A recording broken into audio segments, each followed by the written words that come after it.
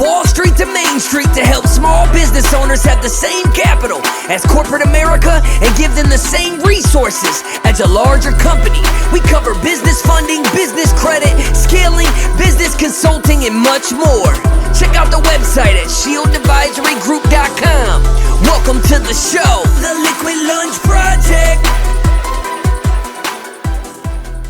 Hey, what's up, everybody? Welcome back to another episode of the Liquid Lunch Project. I am Matthew R. Meehan, alongside my partner, my co-host, the Professor Luigi Rosabianca. What's going on today, Lou? Matt, today we're going to talk about the evolution of the American dream. Matt, you and I may recall we were young kids, and if you got a job at IBM or you got a job at GM, you put in your 25, 30 years, got yourself a nice pension, had your 2.7 cars, 2.2 kids, house in the suburbs, and maybe a timeshare. That was the American dream. And that's what everyone sought after for probably 30 to 40 years. But over the last decade or so, something has evolved in America. Young whippersnappers want to be entrepreneurs. They want to be gig consultants. They want to make their own schedules. They don't want to be beholden to anyone else. So this gig economy is now the current reality in America. And I think that American dream of old is coexisting with this current reality. And I think only time will tell which one will win by a nose.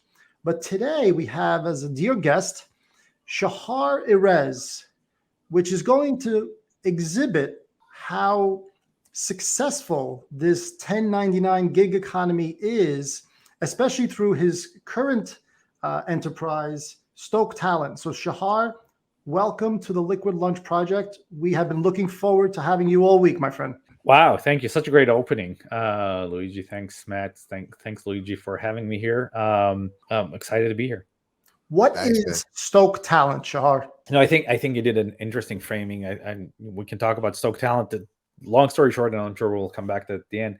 Stoke Talent's a platform that helps corporates and small, medium enterprises in the United States create a bridge between themselves and the rising freelance economy. So if I was a independent contractor, I provide service X. How can I use Stoke Talent? So the platform is intended for the businesses. Businesses would generally use the Stoke platform to manage their existing freelancers and onboard new freelancers, search for freelancers, and help integrate those into your existing operations. The platform will help you everything from sourcing that talent, making sure they comply with regulations in your country and state, collect your tax forms, help you submit your taxes, make sure you get paid on time, make sure that your freelancers are signing all the legal documents to make sure you're protected, you own the IP, your data is protected with all the changing regulations, and all that good stuff.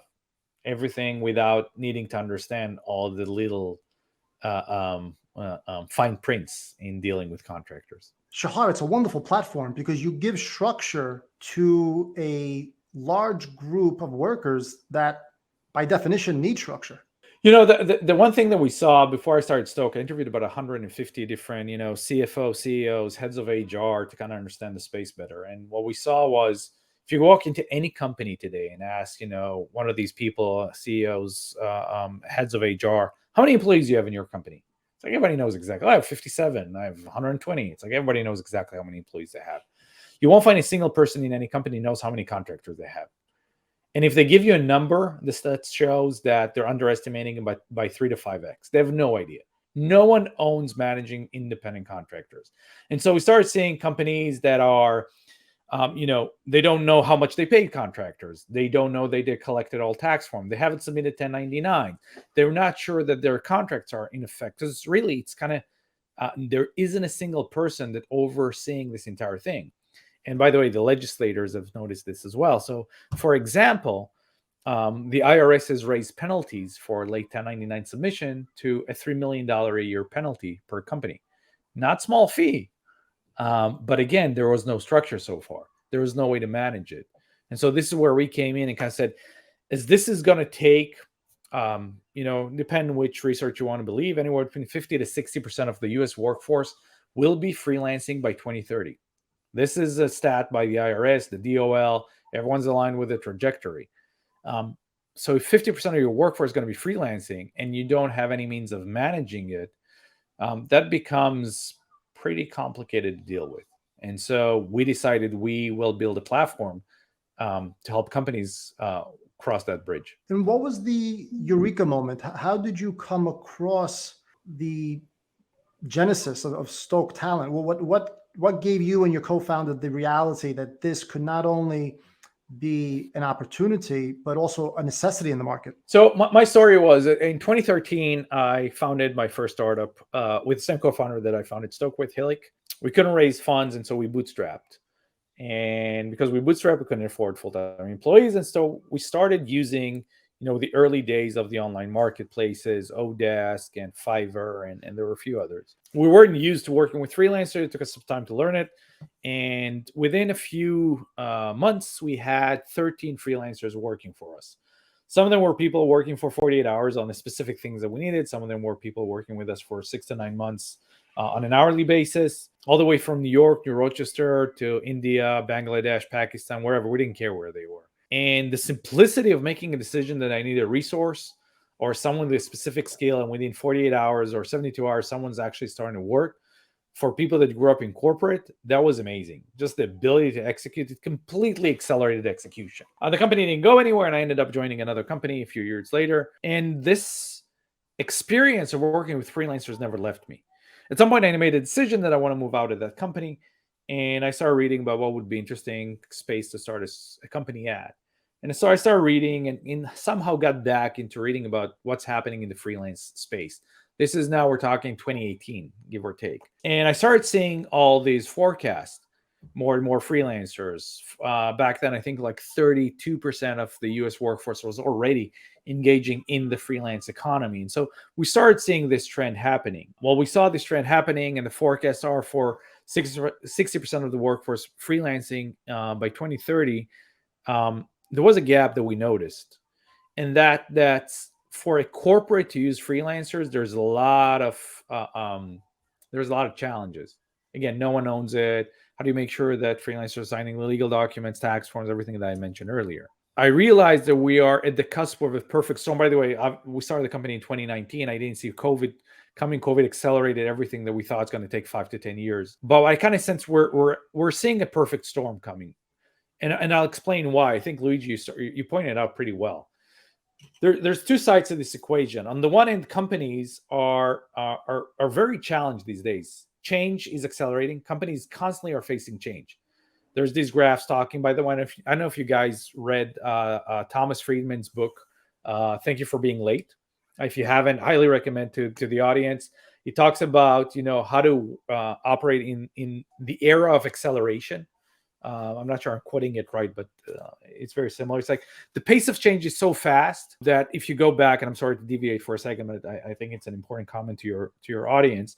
If you go back to how to adopt change in a company 2 decades ago, to tell embrace the change, train the people, prepare the people. It's like get the right agents of change. Today, change happens almost every 6 to 12 months. And so if you're not adopting to change very quickly, you're missing cycles. And you're missing cycles, you're taking a huge risk on your business becoming irrelevant. And we saw that during COVID, right? And so one thing, companies need to move faster. They need to make decisions faster. They need to deploy resources faster. They need to get skills on board faster. That's one thing. Number two, they need to manage flexible budgets. They need to constantly scale up and down. We just went through just enormous economic crises. The ability to, if you remember, go back 2 years, right? COVID started, everybody crunched down resources. Then we saw business actually doing well, scale up resources. Now we're seeing inflation, scale down resources. Just that inflection, a business has to have that flexibility to survive. Three, we're at the time of history where employee tenure is an all-time low. Employees are sticking to the same company for less than 2 years, all-time low. It's not going to change anytime soon. So that's on the corporate side. On the talent side, Luigi, you spoke about it. We're seeing a significant shift in generations in the workforce. Young millennial, Gen Z, They don't want to be employees. In a research ran in 2018, 45% of Gen Z high schoolers, 45% said they will never take a traditional job. Okay. Some of them will regret it and end up taking a traditional job. But if you ask them what they want a different social contract. They want flexibility. They want independence. These are people that went off seeing their parents going through 3 economic crises in 2 decades, 2000, 2008, and COVID. And so job security doesn't mean anything for them. They don't want our performance reviews. They don't want our pay bands. They don't want us our come to the office structures. They want flexibility. And last is internet and cloud computing allows anyone to get work done from anywhere. And so right now I can hire anyone anywhere. I can get my employees to take their laptops and work off the coast of Costa Rica or Panama or wherever that is. Doesn't matter. And so that opened up just enormous opportunities for the individuals and the companies. And I know I went on a limb here, so I'll shut up. No, Shahar, we appreciate that. But we're going to ask you for a favor. Whether you read any financial publication or you listen to Bloomberg, MSNBC, whatever it may be, we all know that every quarter ADP comes out with these really fancy reports and says new hires are X and laid off are X and Y. And these reports mean absolutely nothing because, as we know, the client base and the pool of talent has changed. So we would like Stoke Talent to come out with a quarterly report and let us know what is the state of the market for the gig economy. I mean, tell us, are you seeing any trends in certain disciplines? Are you seeing more new hires as programmers or maybe white collars, attorneys, accountants? Are you seeing more blue collar specialists? What sort of macro trends are you seeing? So first and foremost, we're focused mostly on white collar knowledge workers. So I'm not sure I can represent both statistics. By the way, if the data exists, the IRS publishes data on 1099's growth on a yearly basis. And so you can see exactly the deviation, white collar versus blue collar, men versus women, average income, all that data is there. How many of them have full-time jobs and 1099? A lot of that data exists. But generally speaking, the contractor landscape is very, very fragmented. The data is not very structured. Generally speaking, 1099s or contractors, freelancers in the US represent about 5% of GDP, $1.2 trillion a year. That's the turnover for the freelance economy, and it keeps growing on a yearly basis. The trend is clear. Happy to share data. I don't have the data. Usually the IRS is about 2 years behind on how they're aggregating data, so we don't see the COVID effect yet, but it's absolutely there. The growth in white collar is the greatest from a demand standpoint. Programmers, designers, content writers. One of the things that we're seeing, by the way, we just published that 7 jobs that we're seeing people hiring that didn't even exist 3 years ago. Influencers, it's top of my head, but there's more and more jobs that didn't exist 3-4 years ago that all of a sudden are becoming a thing. And these individuals coming out of high schools and college, all of a sudden it's like, you know what? For us, again, I don't know how old you guys are. I'm a 75 born. For me, if my kid comes out of high school, I want to be an influencer. I don't even know how to respond to that, but I guess that's a thing now. You're preaching to the choir because our company over here is, we don't have any employees. And that was by design for me and Luigi. We didn't want to deal with the headaches, to believe it or not. We needed somebody to do a job. We had them, we brought them in. They knew nobody calls in sick, Shahar. They knew exactly what their roles are. We didn't need somebody to come into an office from 9 to 5 every day and not, if there's no work, just sit there and do nothing, right?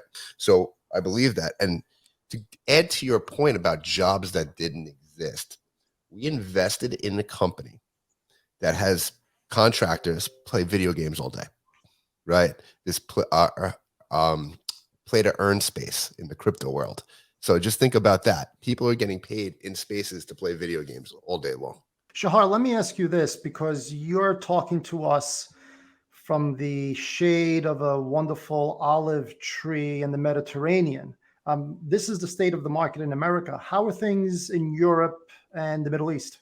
I think Shahar took a page from my book and is now snacking on some dates in the Mediterranean. We're having some Yeah. technical difficulties, and Shahar will be with us in a second. So, Matt, I mean, is this the new trend? Do you think this is the state of the market, that most kids coming out of college will just find their own way and follow this gig path? Absolutely. I think it's more than that. I think it's just my kids want to start businesses now, and they're 7 and 10. I think it's just the way that people are learning. They're seeing other people being more entrepreneurial, and they want to go out and they want to do it themselves. As Shahar said before, nobody wants to have handcuffs and be locked down in an office anymore, right? Do you think a little bit of this is also like the social media? I mean, look at who's famous in social media. You've got rappers, but now you also have, some of these famous CEOs are out there, making posts, having concerts, having these masterminds. Maybe it's cool to be an entrepreneur. Oh yeah. Well, it's been cool for a while now, right? But you got to be a real entrepreneur and not somebody who just calls themselves an entrepreneur because they're lazy and don't want to work. Shahar, are you back, buddy? Yeah, I'm here. I'm sorry, I don't know. Internet here. Something's wrong on my end. Apologize. Hey, listen, as long as you're safe. So listen, Shahar, can we talk a little bit about, so you started the company in 2019.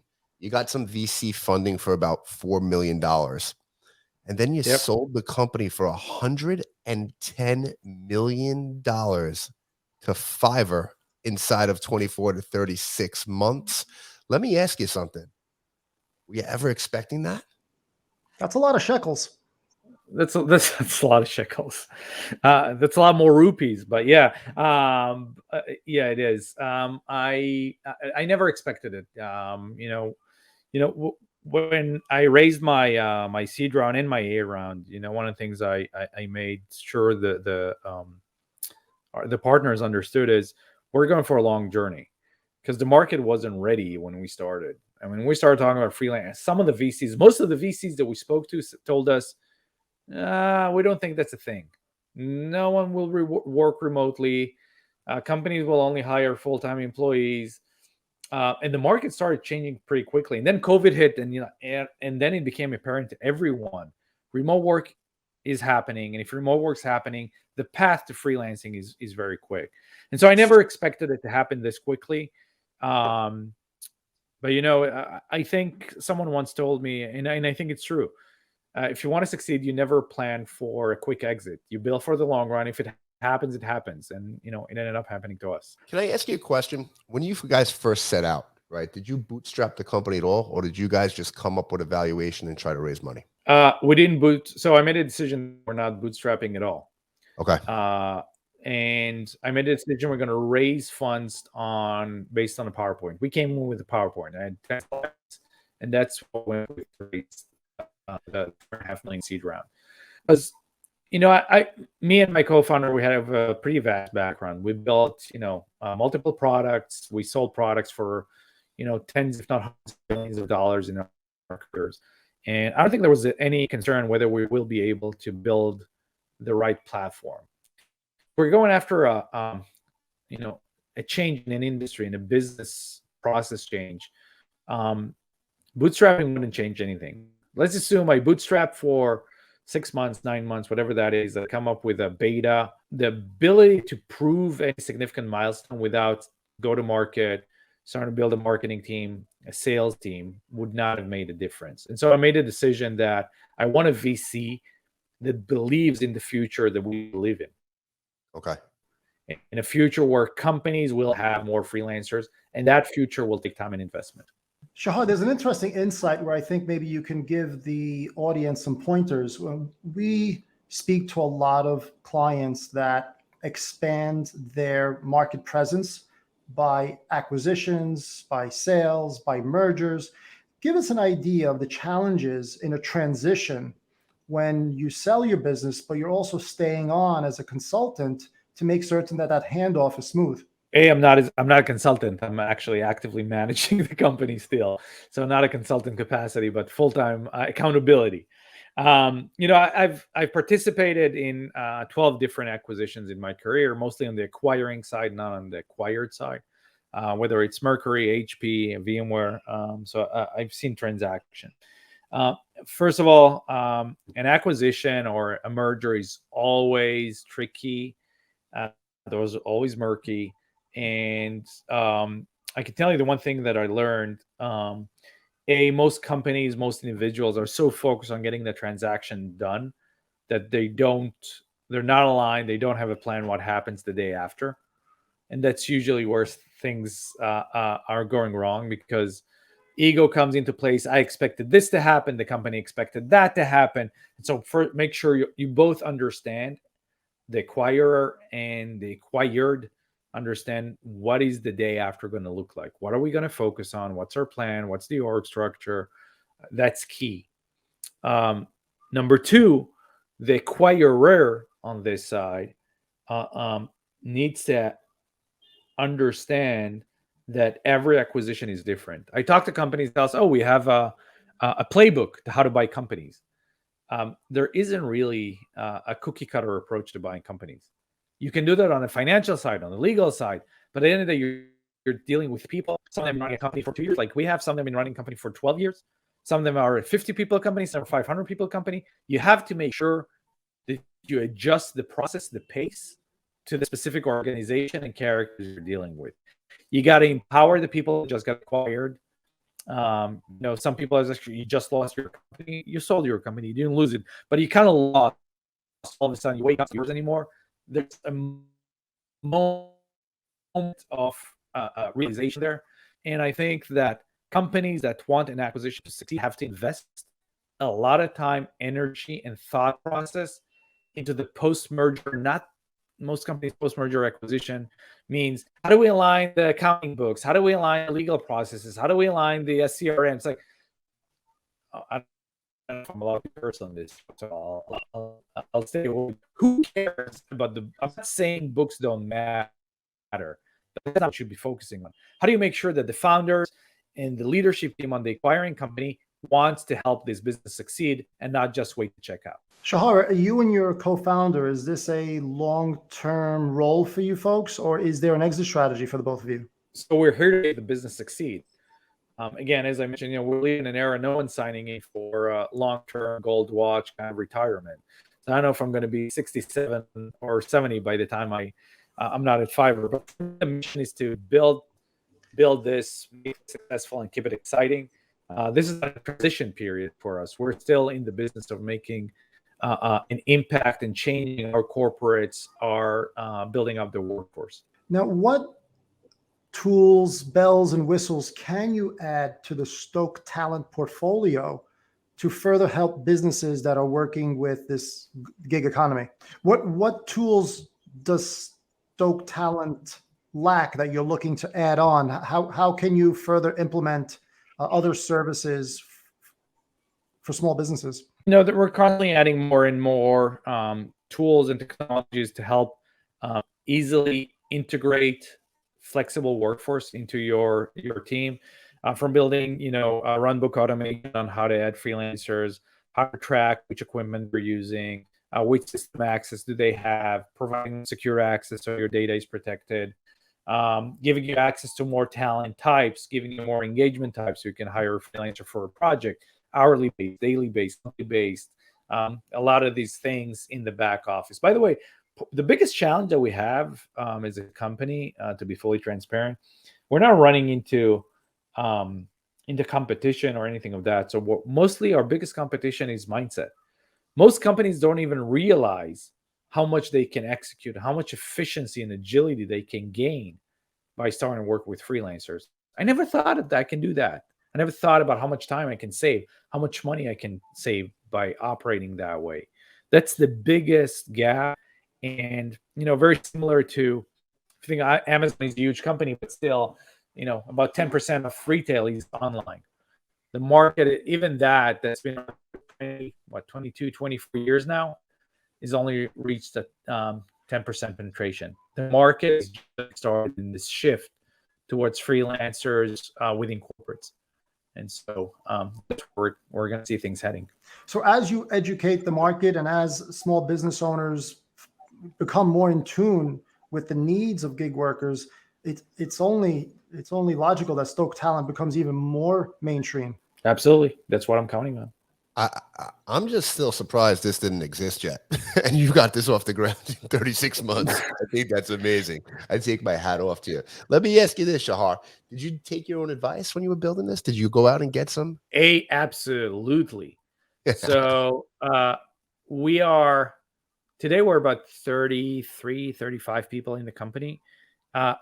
Back a year ago when we closed our A round, we were 12 people with 30 freelancers. And so my marketing team had one person. All the rest were freelancers, content writers, graphic designer, SEO people, SEM, engineering. I had 5 engineers, 3 freelancers.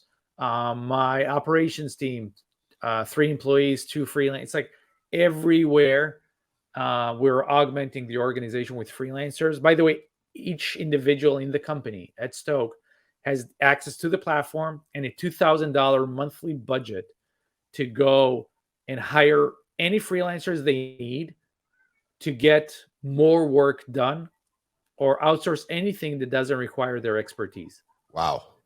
That's game changing. I was just having this conversation with Luigi about some people on our sales team. And I was saying, what if we got them, instead of going hire another salesperson and having to train them from the beginning, what if we just built a larger team around them so they could focus on what they do best, and all the paperwork and data entry work could be pushed down to somebody else? So I love that idea. It's exactly that. People don't even recognize. Yeah, you can go a lot further faster. Even my personal experience. So just before COVID, I was invited to a conference, some high-end conference in Washington on the future of work. There were like 200 executives in that thing, and I was busy naturally as we're building the company, and I found myself 3 or 4 days before the conference, and I wanted to make sure that I have a plan on who I want to meet during the conference. Who I want to make sure that I build a relationship with, I get in touch with, to make sure I can either sell them or get a partnership with them or just build a relationship. And I didn't get a time to review. I had the list of people, and I didn't get it done. 48 hours before the flight, I just found a freelancer, sent him the list, and asked him to get me, these individuals, give me the names of their companies, how many employees work at the company, how much money have they raised, their LinkedIn profile and picture in a spreadsheet. I had it within 24 hours and $60. You had a whole dossier on everybody at the party, everybody at the event. And I marked 10 or 20 of them. I didn't try to meet all 200, but that helped me understand from within the list, these are the individuals that are running companies that are interesting to me, have the background or network that I want to talk to. So it saved me a ton of time. It would have taken me, maybe 2 hours, 3 hours. 3 hours of my time are worth more than $60. Definitely, as an entrepreneur. So to your point, if you can peel off anything that's BS from anyone's doing work, to your point, the sales team, data entry, data collection, putting out, or just expertise. Maybe someone can write a better email to contact, potential clients better than your sales team. Someone that can add their content, clean up their CRM, whatever that is. Again, every team has a different need. It's so worth it. Yeah, I definitely agree. Hey, we really appreciate you being here, and we want to be very respectful for your time. Can you tell everybody where to find Stoke Talent? Is it stoketalent.com? Are you guys on social media? Because I have a feeling a lot of the audience is going to want to go look into the company and hopefully sign up with you guys, right? And start outsourcing some talent. We can definitely do that. So yeah, we're stoketalent.com. You can find us on Facebook. We're mostly active on LinkedIn. My personal profile on LinkedIn as well. I'm not that active on Twitter or other social media platforms, but you can find us there. And thanks for having me, guys. It's been awesome. Thanks. Shahar, I'm not going to let you run that easy, right? So I ask everybody a question on our show that comes on before and makes it to the end. So this season we have a new question, and here it is. Describe yourself in one word. I'll give you the context. I was talking to my wife I have the word already. Okay, I'm not trying to stall, but I was talking to my wife a couple of weeks back, and I was like, post transaction, I feel a bit tired. It's like it's been insane few months. And it's like, do I still have the energy to keep pushing the way I pushed? And she told me, at the end of the day, we're doers. And so I guess the one word I express, I'm a doer. I love that, Shahar. Thank you so much for being here, buddy. It's nighttime where you are right now. Go hang out with the wife, the family. Enjoy the rest of your night. And guys, that's a wrap of another episode of the Liquid Lunch Project. Thank you for listening to the show. And make sure you subscribe, leave a review, and share it with a friend. We'll see you on the next episode of the Liquid Lunch Project.